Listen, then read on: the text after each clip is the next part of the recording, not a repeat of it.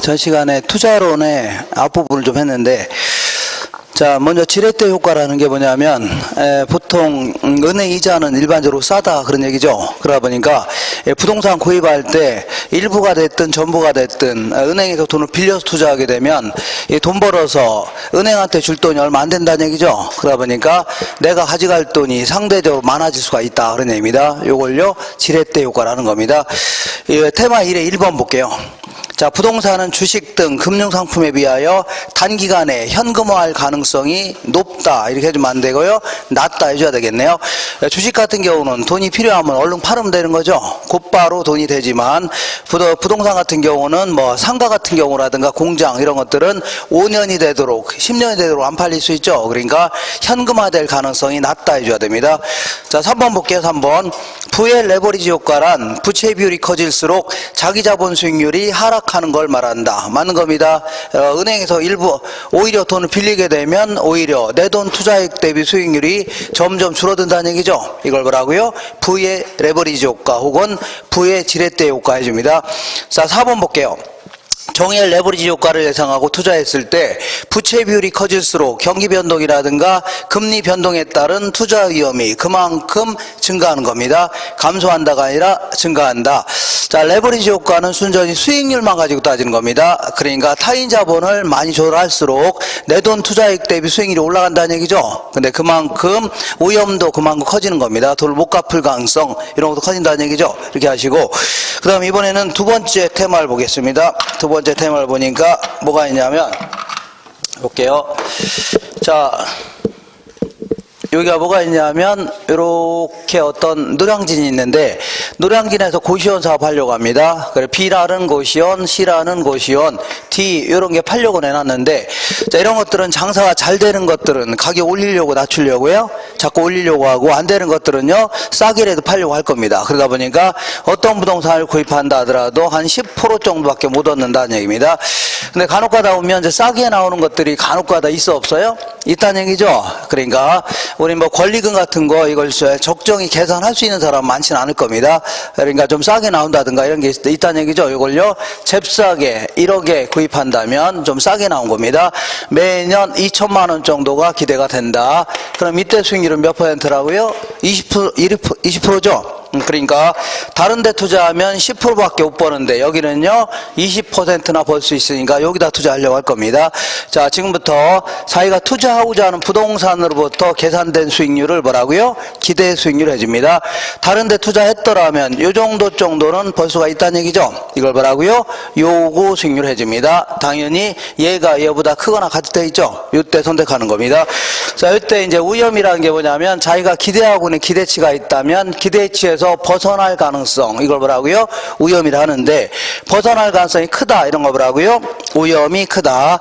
벗어날 가능성이 그다지 크지는 않다, 이걸 뭐라고요? 위험이 작다 해줍니다. 이렇게 하시고, 그 다음에 여기는 왜 한 10% 정도가 형성되어 있냐, 이거는 왜 은행권에서는 한 3% 정도가 이자율이 형성되어 있고 저축은행은 좀 높냐는 얘기죠. 이거는 저축은 이쪽으로 갈수록, 저축은행 쪽으로 갈수록 위험이 그만큼 커지죠. 그럼 사람들은 알게 모르게 그에 상응하는 높은 수익을 요구한다는 얘기입니다. 이것도 마찬가지로 위험이 전혀 없을 때의 수익률인 무위험률에다가 이 지역의 모든 부동산에 공히 영향을 미치는 위험이 있죠. 내가 잘해서 못해서가 아니라 모든 부동산에 공히 영향을 미치는 걸 뭐라고요? 체계적 위험이라 하는데, 그러한 위험에 상응하는 수익률로 추가적으로 요구한다는 얘기입니다. 이걸요 위험 할증률이다 해줍니다. 자, 그리고 여기다가 만약 인플레이션이 예상된다 그러면 그 예상되는 인플레까지도 반영하려고 할 겁니다. 이렇게 해서 결정되는 게 뭐라고요? 요구 수익률입니다. 자, 그러면 부동산 투자하면 필연적으로 위험이 있어 없어요? 위험이 있죠. 그럼 위험은 어떤 형태로 투자 결정에 반영할 것인가, 이거를요 위험의 처리 방법 해줍니다. 위험의 뭐라고요? 처리 방법이라는데, 내 손에서 나간 돈이 1억이고 1년 후에 처분했을 때 1억 2천만 원이다. 자, 그러면 이거는 현금 유출액, 얘는 뭐라고요? 현금 유입액인데, 이거는 잠시 후에 할 겁니다. 나간 돈과 들어온 돈을 단순히 비교하는 건 의미가 없다는 얘기죠. 그래서 앞으로 들어올 돈을 다른 데 투자했더라면 충분히 얻을 수 있는 수익률인 요구 수익률이라는 걸로 할인합니다. 할인하게 되면 어떤 금액이 나와야 안 나와요? 나오죠? 그래서 요걸 투자 가치 해줍니다. 좀 이따 할 거니까. 여기서 요거 뺀 걸 순환가, 이것 브레이크한 걸 뭐라고요? 수익성 지수 해줍니다. 근데 만약에 사람들 위험이 커졌다. 저 지역이. 그러면 요구순을 높이겠다는 얘기죠? 그러면 투자 가치가 낮게 평가되면서 순환가도 낮아집니다. 이러한 형태로 하는 걸요. 위험 조정 할인율법이다 하는데 요걸 이제 우리가 조금 있다가 여기 끝난 다음 계속 할 겁니다. 자, 읽어볼게요. 테마 2를 볼게요. 자, 수익률과 위험이다 해서 2번 볼게요. 아파트 투자 사업에 대한 추정된 수익률의 예상치가 다음과 같을 때 기대 수익률은 얼마인가? 어쨌거나 기대 수익률은 이렇게 그 각 상황하의 수익률을 확률로 평균을 낸 겁니다. 이렇게. 자, 이렇게 계산을 이렇게 하면 됩니다. 기대 수익률은 이렇게 보니까 자, 비관적이 될 때는 한 4%를 얻을 수가 있답니다. 그리고 정상적일 경우는요 8%를 벌 수가 있답니다. 그 다음에요 낙관적일 경우는요 13%를 벌 수 있답니다. 여기다가 발생 확률을 곱하면 되는데 20%, 60%, 20% 이렇게 하니까 여기다가 0.2, 여기다가 얼마라고요? 0.6, 여기다가 얼마라고요? 0.2 이렇게 해서 전부 다 더해주면 됩니다. 이렇게. 자, 이게 바로 뭐라고요? 기대 수익률이 되는데 이게 얼마냐? 8.2% 나올 겁니다. 8.2% 이렇게. 자, 그 다음에 3번 보겠습니다. 3번. 기대 수익률의 분산 또는 표준 편차는 투자안의 위험을 측정하는 전통적인 방법이다. 그러니까 위험이 크냐 작냐 이걸 평가하는 것도 측정하는 것도 분산과 표준 편차 있죠. 이걸로 가능합니다. 알고 계시고. 그 다음에 6번 보겠습니다. 무위험률이 상승하게 되면 투자자의 요구 수익률을 하락시키는 요인이 아니라, 자 보세요. 요구 수익률은 이렇게 구성되어 있죠. 그러니까 무위험률이 올라가게 되면 얘도 같이 올라가는 겁니다. 그러니까 무위험률이 상승하게 되면 투자자의 요구 수익률을 상승시키는 요인이다. 이렇게 해줘야 됩니다. 그 다음에 8번 볼게요. 자, 평균 분산 지배 원리라는 게 뭐냐면 우리 같은 사람은 전부 다 뭐라고요? 이 위험 회피형 투자자입니다. 위험 회피형 투자자는 위험이 같다면 가능하면요 기대치가 높은 거 있죠. 그리고 기대치가 같다면요 위험이 작은 놈을 선택하려는 이러한 사람을요 위험 회피형이라는 겁니다. 그래서 8번 한번 볼게요. 자, 이걸 평균 분산 지배 원리라 하는데 평균 분산 지배 원리에 따르면 A 투자안과 B 투자안의 기대 수익률은 같답니다. 요거는 기대 수익률, 요거는 위험이다 하니까 어쨌거나 기대 수치는 같으니까 뭐 여기 이런 데 있다 그런 얘기입니다. 이때 A 투자안보다는 B 투자안의 표준 편차가 더 크다면 표준 편차가 위험입니다. 그러니까 A가 요거라면 B가 이거라는 얘기입니다. A보다는 B가 위험이 크다는 얘기죠. 이럴 때는 요 B를 기각하고 A를 선택하려고 할 겁니다. 이럴 경우는 A 투자안보다는 B 투자안의 표준 편차가 더 크다 하면 A 투자안이 선호된다. 맞는 겁니다. A가 선호된다. 그 다음에 10번 볼게요. 요거 지금 할 건데 조금 이따 할 겁니다. 요걸 위험조정 할인율법 혹은 할인 현금 수지 분석법이라 하는데 위험조정 할인율법을 적용하는 방법으로 장래 기대되는 소득을 현재 가치로 환산하는 경우에 위험한 투자일수록 낮은 할인율이 적용되는 게 아니라 높은 할인율이 적용됩니다. 위험해질수록 점점 뭐라고요? 높은 할인율이 적용된다. 이렇게 하시고, 자, 이번에는 자, 우리 뭘 좀 알아볼 거냐면 포트폴리오 이론 알아볼게요. 자, 포트폴리오라는 것은 여러 가지 자산에 분산 투자하겠다 그런 얘기인데 이렇게 분산 투자하게 되면 자, 간단히 볼게요. 여기다 신림동에 새 고시원에 3개에다가 나눠 투자한다고 쳐볼게요. 나눠 투자하게 되면 자, 이 미래 상황이 미래 시장이 어떻게 바뀔지 알아요 몰라요? 모르죠. 어쨌거나 만약에 투자한 이후에 정부가 공무원을 대폭 축소하기로 했다. 그럴 경우는 셋 다 아주 낮은 수익을 기대할 수밖에 없는 겁니다. 물론 약간의 오차는 있지만 평균 잡았을 때 다 내려갑니다. 그 다음에 정부가 사법시험 제도를 부활하기로 했다. 그러면 전체로 올라갈 수밖에 없죠. 이런 것들은 절대 자 분산 투자하더라도 이런 걸로 인한 위험은 줄일 수가 없는 겁니다. 이걸 뭐라고요? 체계적 위험이다. 모든 부동산에 공통적으로 영향을 미치는 위험이죠. 뭐라고요? 체계적 위험은 절대 줄일 수 없다. 근데 부동산마다 개별적으로 영향을 미치는 위험. 예를 들어서 A 고시원 음식맛이 좋은데 B씨는 안 좋다. 그러면 A는 높은 수익을 기대하지만 B씨는 낮은 수익을 기대하죠. 그러면 마이너스 효과를 플러스로 깔 수 있다는 얘기죠. 그러면서 기대치의 변동폭이 이렇게 줄을 수가 있다는 얘기입니다. 그 다음 만약에 만약에 투자한 이후에 C 고시원 근처에 대형 아파트 건설이 시작됐다면 C는 낮은 수익을 기대할 수 있을 겁니다. 근데 A, B는요, 높은 수익을 기대할 수 있죠. 그러다 보니까 이렇게 기대치의 변동폭이 줄어듭니다. 이런 식으로 위험이 줄어든 효과가 나타납니다. 이걸요, 비체계적 위험이다. 그래서 우리가 위험을 줄인다는 것은 체계적 위험은 절대 줄일 수 없습니다. 뭘 줄일 수 있다고요? 비체계적 위험. 요게 제거가 가능하다. 자, 분명히 기억하시고, 자, 좋다. 비체계적 위험 줄이겠다. 그런 얘기인데, 자, 그럼 어떤 형태로 줄이는 게 분산 효과가 더 커질 수 있냐? 좀 알아볼게요. 자, 이 사람이, 자, 20억 가지고 일부는 우산 만드는 회사, 일부는요, 장화 만드는 회사 투자했다. 그러면 나중에 시장 상황이 바뀜에 따라서 얘네들은요, 자꾸 같이 움직일 가능성이 높습니다. 같이. 이럴 경우는 분산 효과는 별로 없습니다. 자, 그리고 만약에 일부는 장화, 일부는요, 아이스크림 만드는 회사에 투자했다. 이럴 경우는 이 같이 움직이는 게 아니라 반대로 움직일 가능성이 높습니다. 자, 이런 식으로 반대로 움직여야 분산 효과가 커지는 겁니다. 알겠죠? 자, 그래서 상관계수가 뭔지 모르겠지만 상관계수는 같이 움직이는 정도 있죠. 이걸요 상관계수를 하는데 얘는 자꾸 같이 움직이려고 하니까 상관계수가 크다 이렇게 표현합니다. 얘는 자꾸 얘랑 같이 상관계수가요 작다 해줍니다. 상관계수가 어떻다고요? 작다 이렇게 표현합니다. 작다. 그래서 상관계수를 로우라는 용어를 쓰는데 이렇게 만약에 상관계수가 가장 클 때가 언제냐면 플러스 1일 때입니다.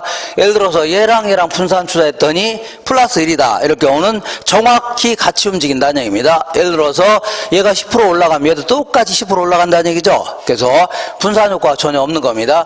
만약에 상관계수가 가장 작을 때가 마이너스 1일 때인데 이때는 정확히 반대로 움직인다는 얘기입니다. 예를 들어서 장화가 10% 올라갈 때 아이스크림은요 10% 하락한다는 얘기죠. 그러면 비체계적 위험을 100% 제거할 수 있는 겁니다. 어쨌거나 이렇게 극단적인 경우는 거의 없으니까 이렇게 되는데 어쨌거나 자꾸 비체계적 위험을 줄이더라도 자꾸 반대로 움직일수록 알겠죠? 그리고 자꾸 상관계수가 작을수록 분산 효과는 커지는 겁니다. 마지막으로 어떤 형태로 분산 투자하는 게 만족감이 극대화되는 투자 집합이냐 알아볼게요. 이거는 이제 포트폴리오 구성했을 때의 기대 수익률. 얘는요 포트폴리오 구성했을 때 위험인데 시장에는 자, 투자 비중을 달리하거나 투자 항목을 달리하게 되면 수많은 포트폴리오들의 집합을 만들어 볼 수가 있을 겁니다. 그럼 이 중에서 좌상향 쪽에 있는 포트폴리오 이렇게 매끄럽게 연결한 거 이걸 뭐라고 하냐면 효율적 전선이다. 혹은 뭐라고요? 효율적 프론티어 이렇게 표현합니다. 모든 사람들은 기대치가 동일하다면 위험이 작은 놈이죠. 위험이 똑같다면 기대치가 가장 높은 놈을 선택하다 보니까 요선 내에 있는 걸 선택하려고 합니다. 요선. 근데 어떤 사람은 이런 걸 좋아하고도 이런 걸 좋아하냐 그런 얘기죠. 이거는 투자자마다의 어떤 위험 회피 정도 있죠. 그래서 상대적으로 보수적 투자자는 이렇게 그려집니다. 공격적인 투자자는요 이렇게 그려집니다. 그러면 결국은 보수적 투자자는 요 점을 선택하려고 하고 공격적 투자자는요 요걸 선택하려고 합니다. 이렇게 한번 읽어볼게요. 테마 3의 1번 볼게요. 세 개의 부동산 자산으로 이루어진 포트폴리오가 있는데 전체 포트폴리오에 대한 기대 수익률은 얼마인가? 단 호황과 불황이 될 확률은 각각 얼마씩이라고요? 50%씩이랍니다. 그러면 이 경우에는 항상 무슨 위험을 줄일 수 있다고요? 비체계적 위험을 줄일 수 있다. 반드시 기억하시고 자, 요 계산 문제가 자주 물어보니까 계산할 줄 아셔야 됩니다. 이렇게 어디 갔냐면 자 볼게요. 자 요거 자 세 개의 그 번서 하나하나에 대한 기대 수익률을 먼저 계산해야 됩니다. 이건 하나하나에 대한 기대 수익률을 먼저 계산해야 돼요. 자 먼저 A 부동산은 호황일 때는 몇 프로 벌 수 있어요? A 부동산은 6% 벌 수 있네요. 그 다음에 불황일 때는 몇 프로 하고요? 4% 벌 수 있네요. 4%. 자, 여기다가 이제 발생 확률을 곱해주면 됩니다. 자, 그러니까 호황과 불황이 될 확률이 각각 몇 프로 하겠어요? 50% 하겠죠? 그러니까 여기다가 0.5, 여기다 얼마라고요? 0.5 곱하면 됩니다. 자, 그러면 뭔가 나와요? 안 나와요? 나오죠? 이렇게 한 게 A 부동산의 기대 수익률입니다. 자, B하고 C도 똑같이 해주면 됩니다. 예, 뒤에 나올 겁니다. 해설에 나오니까. 자, 계산하면 요거는 5%, 요거는요 6%, 요것도 얼마라고요? 6% 이렇게 하면 되죠? 이렇게 해서 뒤에 나오니까. 자, 그러면 포트폴리오를 구성했을 때의 기대 수익률은 각 부동산의 기대 수익률, 그러니까 5%, 그 다음에요 6%, 여기다가 투자 비율을 곱하면 됩니다. 투자 비중. 그러니까 A에 20% 투자하겠다, B에 30%, C에는요 50% 투자하겠다는 얘기죠. 그러니까 여기다가 0.2를 곱하면 되고, 여기다 얼마라고요? 0.3, 여기다 얼마라고요? 0.5 이렇게 곱하면 됩니다. 0.2, 자 맞네요. 자 이렇게 해서 전부 다 더해주면 돼요. 이렇게. 요거는 이제 쓰니까 이거 계산하면 5.8% 나올 겁니다. 5.8%. 자 이렇게 제가 쓰니까 복잡해 보이지만 사실은요 실전에서는 계산기 가지고 톡톡톡 두드리면 됩니다. 톡톡톡 두드리면 돼요. 2번 보겠습니다. 경기 변동이라든가 인플레이션, 이자율의 변동 등에 의하여 야기되는 시장 위험은 피할 수 없는 위험으로, 여기까지 맞는데 이를 뭐라고요? 비체계적 위험이 아니라 체계적 위험이다 해줘야 돼요. 무슨 위험이라고요? 체계적 위험이다 이렇게 해줘야 됩니다. 그 다음에 3번 볼게요. 개별 부동산의 특성으로 인한 체계적인 위험, 개별 부동산마다 나타나는 위험이 있죠. 이런 거를 체계적 위험이 아니라 비체계적 위험은 해줘야 됩니다. 비체계적 위험은 포트폴리오를 통하여 제거할 수 있다 해줘야 됩니다. 이거 맞네요. 그러니까 체계적이 아니라 비체계적 위험 해줘야 됩니다. 자, 네 번째 볼게요. 두 개의 투자 자산의 수익률이 서로 다른 방향으로 움직일 경우에 자꾸 반대로 움직인다는 얘기죠. 이때는 상관계수가 양의 값이 아니라 음의 값을 갖게 됩니다. 자, 음의 값. 그러니까 자꾸 같이 움직일수록 플러스 값, 자꾸 반대로 움직일수록요 마이너스 값 이렇게 갖게 되는 겁니다. 그러니까 자꾸 음의 값을 가짐으로 분산, 위험 분산 효과는 작아지는 게 아니라 커진다 해줘야 됩니다. 커진다. 그 다음에 5번 볼게요. 두 자산으로 포트폴리오 구성할 경우에 포트폴리오에 포함된 개별 자산의 수익률 간의 상관계수가 1이다. 아까 얘기했지만 플러스 1일 경우에는 분산 효과는 전혀 없다고 했죠. 분산 효과. 그러니까 자 1일 경우에는 분산 효과는 없다. 맞는 겁니다. 없다. 그 다음에 7번 볼게요. 7번.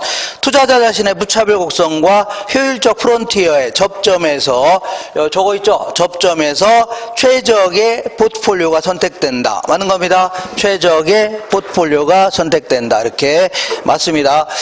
자, 이렇게 해서 포트폴리오 이런 거 관련돼서는 이 정도 잘 정리하시면 됩니다. 이게 많은 것 같지만 사실은 몇 가지, 한 3가지 정도만 잘 정리하시면 돼요.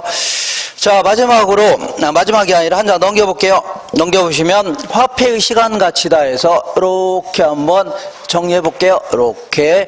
요거는 이제 미래 가치를 구하는 공식이고, 얘는요 현재 가치를 구하는 공식인데, 자 100원을 예금했을 때 3년 있다 찾을 돈이 얼마냐, 이럴 경우에는 이렇게 100원에다가 뭘 곱하면 돼요? 100원에다가 한 번 발생하는 돈을요 일시불 해줄게요. 그래서 일시불의 미래 가치인 내가계수를 곱하면 됩니다. 일시불의 내가계수. 자, 거꾸로 해볼게요. 거꾸로 3년 있다가 133.1원 받으려면 현재 얼마를 예치해야 되냐? 그러면 이자를 쏙 빼낸 금액을 예치하면 되죠. 그때는 133.1원 곱하기 일시불의 현가계수, 현재가치계수라는 걸 딱 곱하면 됩니다. 자, 그럼 이걸 좀 응용해 보겠습니다. 이렇게 해서 가장 기본이 되는 게 요거고, 응용을 딱 해보겠습니다. 자, 어떤 정년퇴직자가 뭐 하는 거예요? 어떤 사람이 은행에다 적금을 불입하기로 했는데 매기 말 적금 불입액이 30원씩이랍니다. 이렇게. 그러면 적금 찾을 돈이 얼마냐 그런 얘기입니다. 그럼 얘는 예금을 한 번 한 거죠? 그럼 얘는 매년 말 계속 했다 치면 돼요. 하나하나 다 이자 붙이면 되는데 어느 세력에 붙이고 앉았습니까? 자, 지금부터 매기 반복해서 발생하는 돈을요 연금이다. 그래서 30원에다가 연금의 미래가치인 내가계수라는 공식이 있습니다. 이거 곱하면 됩니다. 자, 이번엔 거꾸로 해볼게요. 어떤 사람이 은행에다가 적금을 불입하기로 했는데 적금 찾을 돈이 800원입니다. 그럼 매기 적금 불입액이 얼마냐 그런 얘기입니다. 그러면 여기서는 적금 불입액은 아는데 찾을 돈 모르는 거죠. 여기서는요 적금 찾을 돈은 아는데 불입액 모르는 거 아닙니까? 어쨌거나 이자를 다 붙인 게 800원이라는 얘기죠. 이때는 800원에다가 요걸 뒤집어 놓은 거를요 감채기금계수라는 겁니다. 감채기금계수. 자, 이번엔 이쪽으로 오겠습니다. 자, 어떤 정년퇴직자가 퇴직금을 연금의 형태로 받는다면 40원씩 받을 수가 있답니다. 이렇게. 근데 여기는 이자까지 포함되어 있을 거 아닙니까? 근데 지금 한꺼번에 좀 장사하려고 한꺼번에 좀 받으려고 합니다. 그러면 이때는 자, 40원에다가 연금의 현가계수라는 공식을 딱 곱하면 됩니다. 자, 요 공식은 암기하되 요거는 몰라도 됩니다. 이렇게 몰라도 다 풀 수 있습니다. 자, 그 다음 이번에 거꾸로 해볼게요. 어떤 정년퇴직자가 퇴직금을 한꺼번에 받는다면 900원을 받을 수 있답니다.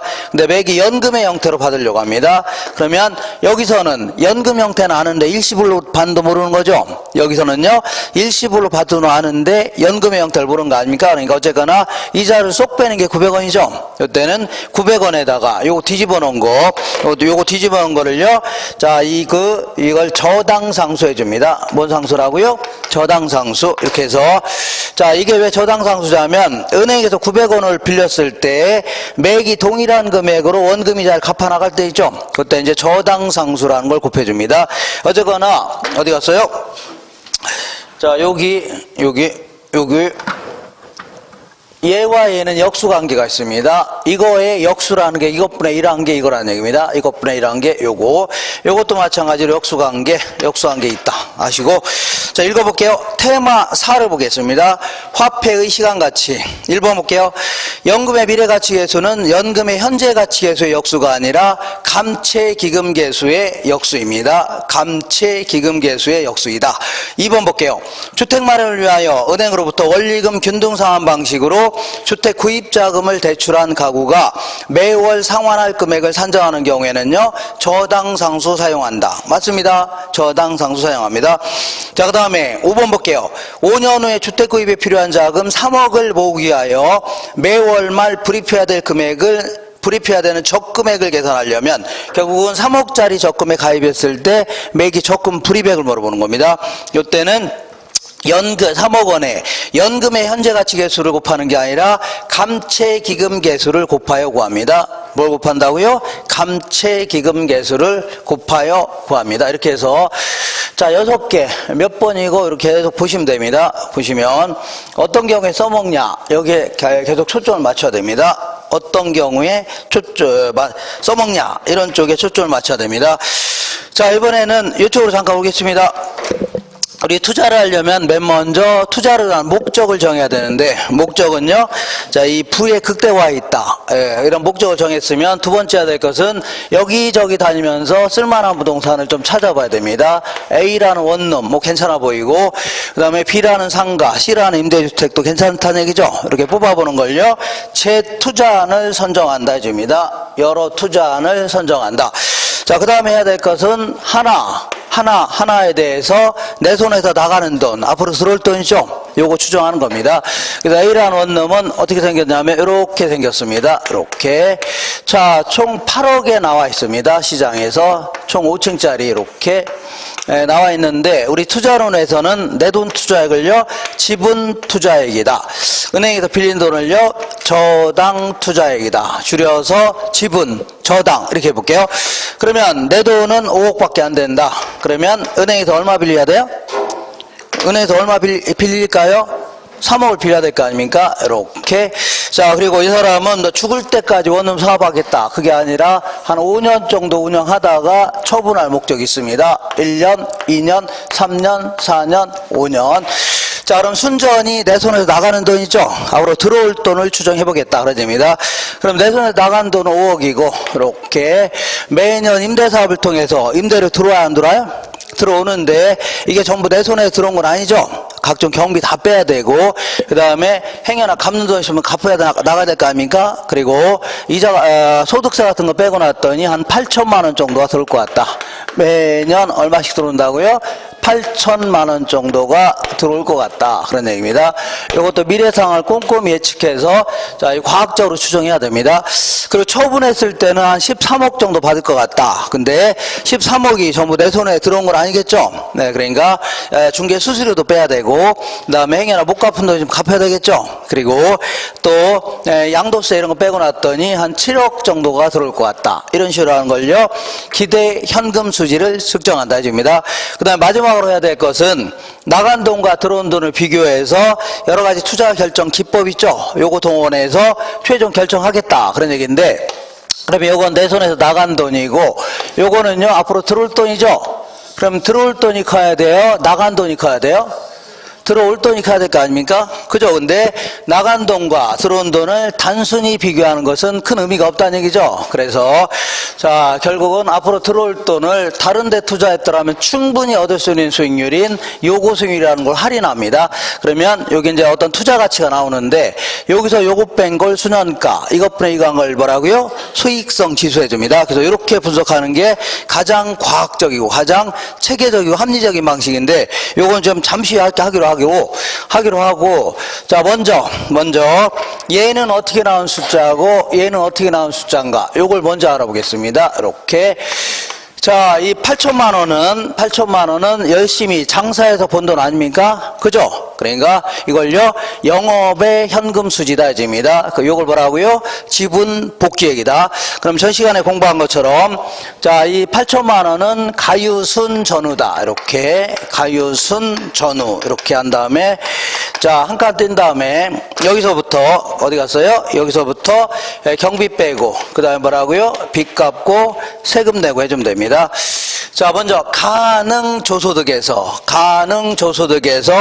공부는 안 하고 기타만 치고 있네. 그래서 공부는 안 하고 하니까 뭐라고요? 공실 및 불량부채는 빼주고 기타 소득은 더해주라는 얘기죠. 공부는 안 하고 기타만 치고 있네. 이렇게 계산하는 걸요 유효조소득이다. 여기서 각종 영업활동 관련된 경비를 빼내야 됩니다. 이걸요 순영업소득 해줍니다. 여기서 은행에 갚을 원금이자 있죠. 이걸요 부채 서비스액이다. 이렇게 계산하는 걸요 세전 현금 수지. 여기서 영업활동과 관련된 소득세 있죠. 이거 뺀 걸요 세후 현금 수지. 그래서 가유순 전후 경비 빼고 빚 갚고 세금 내고 해주면 됩니다. 얘는 어떻게 나온 숫자인가 보겠습니다. 얘는요 매순 전후다. 매순 전후 딱 적어 놓은 다음에 얘는 처음부터 경비 빼고 뭐라고요? 빚 갚고 세금 내고 해주면 됩니다. 자, 매도 가격에서 매도하는 과정에서의 경비 있죠. 중개 수수료 이런 거 빼면 뭐가 나와요? 자, 순 매도액 나옵니다. 여기서 처분할 때까지 못 갚은 돈 요걸요 미상환된 저당 잔금이다 해줍니다. 이거 뺀 걸요 세전 지분복귀액. 여기서요 양도소득세 있죠. 이런 걸 자본이득세라는 겁니다. 이거 뺀 걸요 세후 지분복귀액 해줍니다. 자, 그럼 읽어볼게요. 테마 5를 보겠습니다. 테마 5 기대 현금 수지를 측정해보자. 2번 볼게요. 영업경비에는, 자, 조심할게. 이 영업경비에는 그 세금 중에 그 재산세 같은 걸 포함시킵니다. 그렇지만 소득세는 여기서 빼는 거예요. 여기서. 그러니까 여기엔 포함시키면 안 됩니다. 읽어볼게요. 자, 영업경비에는 임대소득에 대한 소득세가 포함되어야 한다. 틀렸습니다. 소득세는 포함시키면 안 됩니다. 포함하면 안 된다. 자, 3번 볼게요. 순영업소득은 유효조소득에서 각종 경비를 뺀 소득입니다. 이렇게 읽어볼게요. 순영업소득은 유효조소득에서 각종 영업의 수입을 더한 게 아니라 각종 영업경비를 뺀 소득이다. 각종 뭐라고요? 영업경비를 뺀 소득이다. 이렇게 해줘야 됩니다. 그 다음에 자, 5번 볼게요. 자, 그리고 이 영업소득세 계산할 때는 요때는 자, 그 감가상각비라고 해서 현금 나가지도 않았는데 비용으로 처리하는 거 있죠? 요거 비용으로 인정해 줍니다. 그리고 자, 이 원금 나간 건 비용 인정 안 하는데 이자 나간 거 있죠? 요런 건 비용으로 인정해 줍니다. 그래서 5번 볼게요. 임대사업을 용이하는 법인은 건물에 대한 감가상각비와 이자 비용을 세금 산정 시에 세금을 계산할 때, 세금을 부과하기 위한 과세소득을 계산할 때는 비용으로 인정받을 수 있다는 얘기죠? 이렇게 하시면 됩니다.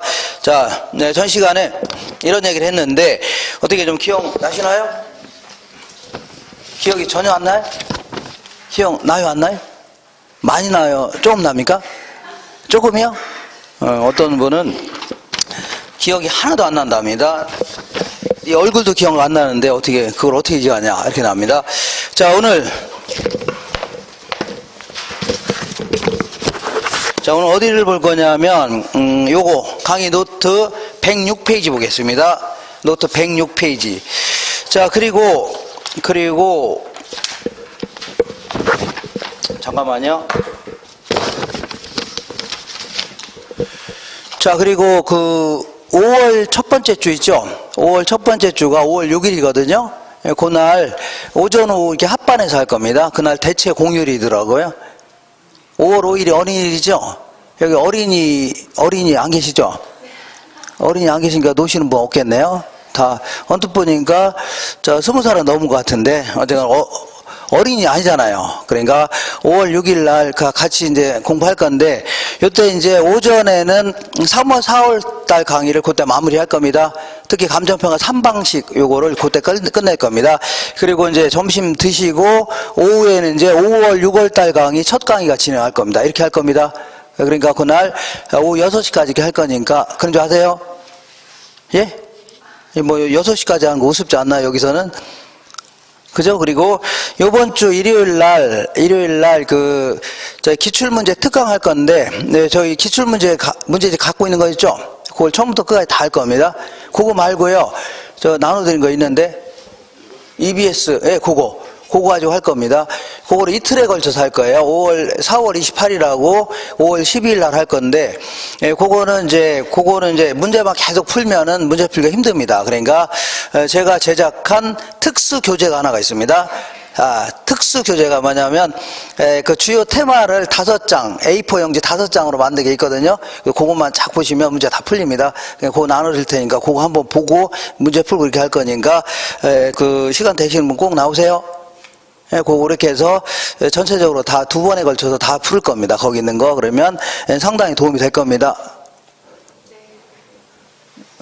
안 나오실 거예요? 나올 거 안 나올 거예요? 나오실 거죠? 약속했습니다. 안 나왔다면 저기 집에 가정방문 들어갑니다. 뭐가 집에 문제가 있나 해서 애도 아닌데 왜 안 나왔을까? 20살 넘은 것 같은데 왜 안 나왔을까? 그래서 궁금해서 제가 자, 이렇게 해서 한번 가볼 겁니다. 그러니까 꼭 나오세요. 자, 이렇게 해서 자, 그렇게 하시기로 하고, 어쨌거나 제가 요번 주 일요일 날도 나올 거니까 그런 줄 아세요? 일요일 날 할 거니까 어제 표정들이 어째 그래. 어제도 했다며요. 어제도 공시보 했다고 하니까 그날도 좀 힘드시더라도 어차피 뭐 공부하시러 작정했으니까, 작정하지 않았나요? 네, 그러니까 마무리를 좀 하시는 게 좋을 겁니다. 자, 어디를 볼 거냐면 106페이지 한번 보겠습니다. 자, 지금부터 우리 강의 노트 106페이지 투자안의 경제성 분석이다 해갖고, 이렇게 지금부터 나간 돈과 들어온 돈을 비교해서 최종 투자 결정하겠다 그런 얘기입니다. 이걸요, 투자안의 경제성 분석이다 해줍니다. 자, 여기에는 크게 이제 두 가지 형태가 있습니다. 볼게요. 어디 갔냐면, 자, 이렇게 보겠습니다. 여기에는 크게 이제 할인 현금 수지 분석법이라는 게 있고, 그 다음에요, 어림셈법이라는 게 있고, 비율 분석법, 이런 게 있는데, 자, 일단 할인 현금 수지 분석법은 화폐의 시간 가치를 고려한다, 이렇게 얘기합니다. 여기서 화폐의 시간 가치를 고려한다는 얘기는 다른 데 투자했더라면 화폐의 가치가 달라지는 거 있죠? 요거 고려하겠다, 그런 얘기입니다. 그럼 여기서 다른 데라는 게 뭐냐면 요구 수익률을 얻을 수 있는 곳 있죠? 그러니까 다른 데 투자했더라면 충분히 얻을 수 있는 수익률, 여기다가 투자했더라면 화폐 가치가 달라지는 거 있죠? 요거 고려하겠다는 얘기입니다. 근데 얘는 그런 거 없습니다. 그런 거 없어요. 화폐 시간 가치를 고려하는 게 아닙니다. 그리고 얘는 분석 대상 소득으로 투자해 가고, 그 다음에 8천만 원 있죠? 이거를 매기 소득 이득이다 해줍니다. 소득 이득에다가 처분할 때까지 발생하는, 처분 시에 발생하는 7억 있죠? 지분 복귀에 이런 거를 꼼꼼히 예측해서 분석하겠다, 그렇게 얘기합니다. 자, 지분 복귀액. 그러니까 투자해 가고 일정 기간 내에 처분하게 되면 처분 시까지 발생하는 소득 있죠? 이걸 꼼꼼히 다 예측해서 분석하겠다, 그런 얘기입니다. 근데 얘는 투자해 가고 얘는 아주 불합리한 가정을 할 건데 이따가 다시 할 겁니다. 얘는 처분하지 않는다고 가정하는 겁니다. 그냥 끝까지 보유하고, 그리고 똑같은 소득이 계속 발생한다고 가정해서 투자해 가고 그냥 한 해의 소득을 간단히 비교하는 아주 무식한 방식입니다. 투자해 가고 뭐라고요? 한 해의 소득을 간단히 간단히 비교하는 이러한 방식입니다. 그리고 얘는 무조건 사용지표가 무조건 내 손에서 나간 돈이죠. 앞으로 들어올 돈, 요게 답니다.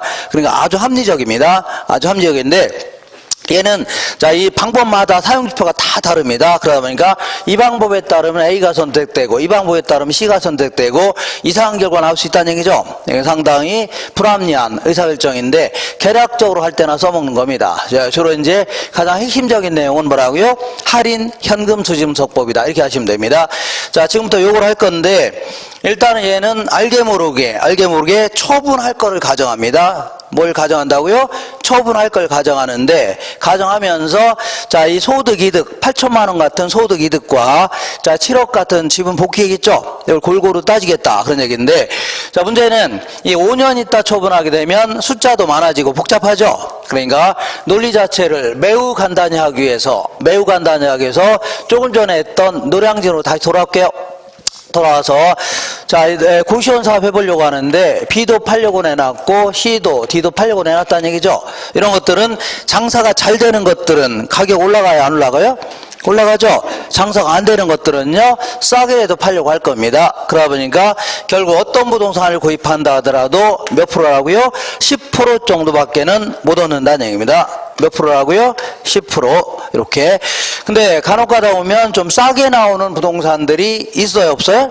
있다는 얘기죠. 그래서 요게 바로 A라는 부동산인데, 요거를 잽싸게 1억에 구입한다면 매년 2천만 원 정도 벌 수 있답니다. 그러면 이때 수익률은 몇 프로라고요? 20%가 되겠네요. 자, 그러면 다른 데 투자하면 10%밖에 못 버는데 여기는 20%나 버니까 여기다 투자하려고 하죠. 자, 지금부터 이름을 붙여볼게요. 자기가 투자하려고 하는 부동산으로부터 계산된 수익률을 뭐라고요? 기대 수익률 해줍니다. 다른 데 투자했더라면 요 정도로 벌 수 있다는 얘기죠. 이걸요, 요구 수익률. 그리고 요거를요, 내부 수익률, 이런 표현도 씁니다. 자기가 투자하려고 하는 부동산 자체로부터 계산된 수익률, 이게 그래서 뭐라고요? 내부 수익률. 그리고 요거를요, 외부 수익률. 아까 얘기했지만 이거는 시장 전체에서의 어떤 체계적 위험이 있죠. 이런 거에 따라 결정되는 겁니다. 그러다 보니까 시장 자체에서 결정된다 해서요, 외부 수익률, 이런 표현을 씁니다. 부동산 외부 시장에서 결정된다 해서. 자, 그러면 할인 현금 수지 분석법은 크게 이제 세 가지가 있습니다. 자, 할인 현금 수지 분석법은 크게는 이렇게 세 가지. 이렇게 박스를 딱 그릴 건데, 오늘 이제 박스가 좀 많이 그려질 겁니다. 이렇게, 이거 뭐예요? 자, 쪽지 시험 본답니다. 이렇게. 어디 갔어요? 하나. 자, 두 개, 세 개. 이렇게. 자, 여기에는 크게 이제 세 가지가 있습니다. 순현가법이라는 게 있고, 이렇게. 얘는요, 수익성 지수법이다. 얘는요, 내부 수익률법. 이렇게 세 가지. 요게 이제 세 가지가 할인 현금 수지 분석법입니다. 이렇게 해서 요거, 최소한 소속은 알고 있어야 됩니다. 여기는 몇 개 있다고요? 세 개가 있다. 그러니까, 나는 이제 굳이 암기하고자 한다. 그러면, 할인해 줄 테니까 순수한 금액만 내, 이렇게 할인해 줄 테니까 순수한 금액만 내, 이렇게 할 수 있죠. 그러니까 할인 현금 수준법은 순현재가치법, 수익성 지수법, 내부 수익률법, 이렇게 해주면 됩니다. 재미없나요? 다시 할게요. 내 입장에서 재밌는데, 할인해 줄 테니까 좀 순수한, 그냥 원금만 내라는 얘기죠. 내가 뭐 이자까지 안 받겠다는 얘기입니다. 그러니까 할인해 줄 테니까 순수한 금액만 내. 재미없나요? 한 번 더 할까요? 그만해요? 그런다고 제가 안 할 사람인가? 그래서 할인해 줄 테니까 순수한 금액만 내. 이렇게 해서 요 세 가지 기억하세요. 이렇게. 자, 그리고 간혹가다 이거를 영어로 물어보기도 합니다. 영어. 자, 그래서 요거를요, 순 현재 가치를 줄여서 순현가라는 겁니다. 순을 넷, 그 다음 현재를요, present, 가치를요, value, 이렇게 얘기합니다. MPV법. 그 다음 수익성을 profitability 해주면 이걸 수익성이라는 뜻입니다. 지수를요, index, 이렇게 해서 PI법. 그 다음에 내부 수익률은 투자한 자체의 수익률을 영어로 internal rate of return 해줍니다. IRR법 해줍니다. 자, 그러면 지금까지 공부한 게 뭘 공부했냐면 요걸 지금까지 공부한 겁니다. 여기 박스를 하나 딱 세 가지를 딱 그려볼게요. 이렇게. 자, 요걸 지금까지 그 공부했는데 A라는 부동산을 구입했을 때 1억을 투자하게 되면 1년 후에 1억 얼마 들어온다고요? 2천만 원 정도가 들어온답니다.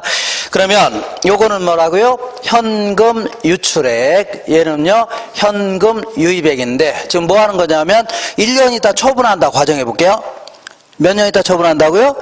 5년 있다 처분하면 복잡하죠? 그러니까 1년 있다 처분한다면 1억 2천만 원 정도 들어온답니다. 논리를 좀 간단히 하려고 하는 겁니다. 그죠? 여기에는 부동산 팔아서 들어온 돈도 있고, 그 다음에요, 장사해서 번 돈도 있다는 얘기죠? 그렇게 해서, 그러면 얘는 내부 수익률은 얘는 뭐냐면 내부 수익률 간단히 계산할 수 있네요. 그러니까 1억 투자하니까 1억 2천만 원 들어오니까 간단히 몇 프로라고요? 20%라는 거 알 수 있는 거죠? 그죠? 1억 투자하니까 2천만 원 벌 수 있는 거 아닙니까? 1년 동안. 여기서 내부 수익률 20%입니다. 이렇게 간단히 계산할 수 있네요. 이렇게. 요거는 얘는 다른 데 투자했더라면 화폐 가치가 달라지는 거 있죠? 요거를 수익률 가지고 비교하는 겁니다. 뭘 가지고 비교한다고요? 수익률. 그러면 다른 데 투자하면 몇 프로밖에 못 벌어요? 10%밖에 못 벌죠? 요거하고 비교하겠다는 얘기입니다. 지금까지 한 게 아닙니까? 그러니까 얘는 다시 볼게요. 얘가 조금 다시 한번 그릴게요. 이렇게 죠. 자, 요렇게 해서 조금 이렇게 크게. 그래서 요거는 내부 수익률하고 다른 데 투자했더라면 요구 수익률밖에 못 벌죠? 요걸 두 개를 비교하겠다는 얘기입니다. 그래서 내부 수익률이 뭐보다 클 때요? 요구 수익률보다 크거나 같을 때 있죠? 요때 선택하겠다는 얘기입니다. 그럼 지금까지 한 게 이거 아닙니까? 맞죠? 이렇게. 그러면 이걸 방향을 확 틀어서 다른 형태로 분석해 보겠습니다. 그럼 요게 결국은 투자론의 심장이다 생각하시면 됩니다. 그러니까 여태 요걸 하려고 여러 가지 얘기를 계속 해왔던 겁니다. 처음부터 저번 주부터 계속 해왔던 겁니다. 얘는 이렇게 해보자. 분석을 이런 식으로 해보자. 그런 얘기입니다. 자, 1억을 투자하면 1년 후에 1억 2천만 원 들어오는 투자안이 있다. 1년 후에 처분했을 때 1억 2천만 원 들어오는 투자안이 있다. 그러면 요거는 뭐라 할까요? 현금 유출액. 얘는요, 현금 유입액인데 나간 돈과 들어온 돈을 단순히 비교하는 것은 큰 의미가 있어 없어요? 없다는 얘기입니다. 그래서 앞으로 들어올 돈을 다른 데 투자했더라면 충분히 얻을 수 있는 수익률인 요구 수익률인 10%로 할인해 볼게요. 이건 할인하는 건 조금 이따 할 겁니다. 어쨌거나 10% 빼면 됩니다. 일시불에 현가액이 곱하면 돼요. 그러면 뭔가 금액이 나와야 안 나와요? 나오겠죠? 그러면 요거는 좀 이따 계산한 건 좀 이따 하기로 하고 어쨌거나 1억 909만 원이 나옵니다. 이거의 의미를 아셔야 돼요. 여기서 10% 뺀 게 이거죠? 맞죠? 거꾸로 한 다음에 여기다 10% 붙인 게 이 금액입니다.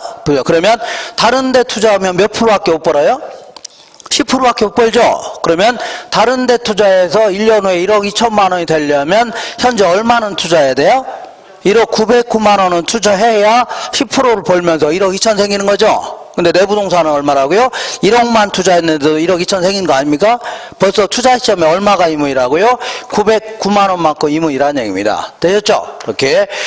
자, 다시 한번 해볼게요. 다시 이렇게 해볼게요. 저기, 저거. 어쨌거나 요거 할 수 있겠죠? 몇 번 했는데. 할 수 있죠? 다시 할게요. 다시.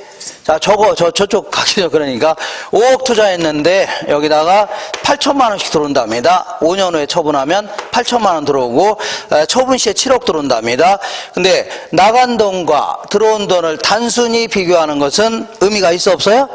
없죠. 그러니까 앞으로 들어올 돈을 요구 수익률인 10% 할인한 게 6억이라고 간주해보자. 얼마라고요? 6억. 그럼 여기서 10% 뺀 게 이거죠? 그죠? 그러면 거꾸로 6억에다 10% 더한 게 이 정도 번다는 얘기 아닙니까? 그럼 다른 데 투자해서 이 정도 벌려면 얼마는 투자해야 돼요? 6억은 투자해야 되죠? 근데 내 부동산은요, 5억만 투자해도 이 정도 버는 거 아닙니까? 벌써 얼마가 이무이라고요? 1억만큼 이무이라는 얘기입니다. 요 1억을 뭐라고 하냐면 순현가라는 겁니다. 논리를 아주 간단히 했을 뿐입니다. 이렇게. 자, 그래서 요 909만 원을 뭐라고요? 순현가다 해줍니다. 문현가라고요? 순현가는 어떻게 계산한 거라고요? 1억 909만 원에서 1억을 뺀 거 아닙니까? 그래서 요거의 용어 정도는 가끔 물어보는데 요거를 순현가 해줍니다. 순현가는 요거를 현금 유입액의 현가다 이렇게 표현합니다. 유입액의 현가. 그 다음에 요걸요 현금 유출액의 현가다. 그러니까 요거는 유출액의 현가니까 제로 시험에 나온 거죠. 투자액을 얘기하는 겁니다. 유출액의 현가 이렇게 어렵게 표현합니다. 그래서 이 순현가가 뭐보다 클 때요? 0보다 크거나 같을 때 있죠. 선택하겠다 그런 얘기입니다. 근데 얘는 뭐 쓸데없이 나온 겁니다. 얘는 뭐 우선순위 이런 거 결정할 때나 써먹은 겁니다. 얘는 여기서 요거 뺀 게 순현가죠. 근데 요거는요, 이것분의 이거 한 겁니다. 이것분의 이거. 그러니까 1억분의 1억 얼마라고요? 909만 원 해준 겁니다. 그러면 1.0909 이렇게 나옵니다. 0909 이렇게. 그럼 결국은 현금 유출액의 현가분의 뭐라고요? 유입액의 현가 해준 겁니다. 그래서 요거는 이제 이걸 수익성 지수. 자, 수익성 지수는 1보다 크거나 같을 때 있죠? 요때 선택하는 겁니다. 뭐보다 클 때요? 1보다 크거나 같을 때. 자, 그러니까 이런 거 다 필요 없고, 다 지저분하니까 이거 다 필요 없고, 요 그림을 이해하시면 됩니다. 이렇게. 자, 요 그림에서 딱 이해를 하시면 돼요. 이렇게 한다면, 자, 여기 10% 할인했죠? 그럼 여기서 요거 뺀 걸 뭐라고요? 순현가다. 그래서 순현가가 0보다 크거나 같을 때 선택하겠다. 그런 얘기고. 자, 이것분의 이거 한 걸 뭐라고요? 수익성 지수다. 그래서 수익성 지수는 뭐보다 클 때요? 1보다 크거나 같을 때 선택하겠다. 그런 얘기입니다. 이렇게 해서 정리하시면 됩니다. 그러니까 요게 이제 투자론의 어떤 심장이다 생각하시면 돼요. 그죠? 그래서 다시 할게요. 요것을 할인하게 되면 뭐 나와야 안 나와요? 나오죠? 나온 금액에서 여기서 요거 뺀 거를 순환가, 이것분의 이거 한 걸요? 수익성 지수. 이렇게 하면 돼요. 이렇게 하시면 됩니다. 여기 이제 가장 기본이 되는 논리니까 요거 정리하시고, 지금부터 여기다가 살점을 좀 붙여나가겠습니다. 살점. 어떤 분들은, 아이고, 그만 좀 붙이랍니다. 이것도 어렵다 그러는데, 그래도 붙일 겁니다. 자, 그러면, 자, 이 사람이, 자, 여기다 이제 A에 투자해서 진짜 1년 동안에 돈을 많이 벌었습니다. 벌어갖고서 외국으로 이민을 가려고 합니다. 이민 가려고 팔려고 내놨더니 어떤 놈이 찾아와서 안 왔어요? 찾아왔겠죠? 그러면서 요모저모 훑어보더니, 투자액에 비해서 수익이 아주 좋네요. 자기한테 팔을 합니다. 그러면 내가 뭐라고 했어요? 그래, 나 팔려고 내놨는데 너 얼마 줄래? 했더니 그놈이 한다는 얘기가 당신이 1억을 투자했으니까 1억을 드리겠다는 얘기죠? 그럼 내가 뭐라고요? 몇 번 했는데? 예? 이상하네. 자, 꺼져 그런다고 했잖아요. 그 얘기 기억 안 나요? 근데 왜 대답 안 해요? 기분 상당히 나쁘네. 자, 어쨌거나 꺼져 그럴 거 아닙니까? 그죠? 그럼 내 입장에서 당연히 가격 올리려고 낮추려고요? 올리려고 하죠? 그럼 그 다음 사람은 기대치가 떨어질 건데, 그럼 어디까지 가격이 올라가나 볼게요? 어디 올라가냐면, 얘보다 높은 한은 계속 올리려고 하죠? 그죠? 그럼 어디에 일 때까지예요? 10%가 될 때까지는 계속 올리려고 할 겁니다. 그잖아요? 그러니까 부동산 주인 입장에서도 계속 올리려고 하는데 어느 정도요? 최소한 1억 909만 원 쪽. 그러니까 1억 909만 원을 투자해 10% 얻는 거 아닙니까? 그러니까 10% 얻을 수 있는 가격이 1억 909만 원입니다. 그러면 부동산 주인도 계속 가격을 올리려고 안 올리려고? 올리려고 하는데 얼마까지예요? 1억 909만 원 정도까지는 최소한 받으려고 할 겁니다. 그리고 투자자 입장에서도 자, 수익성이 좋으니까 계속 올려줄 의향이 있죠? 어디까지? 최대한 1억 909만 원이 될 때까지는 계속 올려줄 의향이 있다는 얘기죠? 그래서 이 정도의 값어치가 있다 이렇게 판단해서 이걸요 투자가치 이렇게 표현합니다. 무슨 가치라고요? 투자가치, 투자론에서는. 그리고 요거는요 시장에서 구입한 가치 아닙니까? 그래서 이걸요 시장가치 이렇게 표현합니다. 시장은 투자론에서는. 그래서 투자가치가 뭐보다 클 때요? 시장가치보다 클 때 투자하는 겁니다. 그 다음에 요거 내부 수익률 볼게요. 내부 수익률은 1년 만에 처분하니까 곧바로 1억 투자하니까 2천만 원 벌 수 있는 거 아닙니까? 곧바로 20% 알 수 있어 없어요? 있죠. 근데 만약에 저런 것들은 내부 수익률 어떻게 계산합니까? 자, 맨 왼쪽에 저런 것들은 자, 내부 수익률 계산해야 될 거 아닙니까? 투자한 자체의 수익률. 그죠? 연평균 수익률 얘기합니다. 그러니까 저는 어떻게 계산해야 되냐면 이렇게 계산해야 돼요. 앞으로 들어올 돈을 할인했더니, 자, 할인율이 얼마인지 모르겠지만 할인했더니 1억으로 만든 할인율 있죠? 그러니까 뺐더니 1억, 붙었더니 이 금액 있죠? 요걸 만든 할인율이 20%입니다. 이렇게 계산하면 돼요. 그죠? 그러니까 이걸 더 어렵게 표현해 볼게요. 현금 유입액의 현재 가치를 유출액의 현재 가치와 일치시켜 놓은 할인율 있죠? 요거를 뭐라고요? 내부 수익률 이렇게 표현합니다. 어렵네요. 그럼 더 어렵게 표현해 볼게요. 더 어렵게.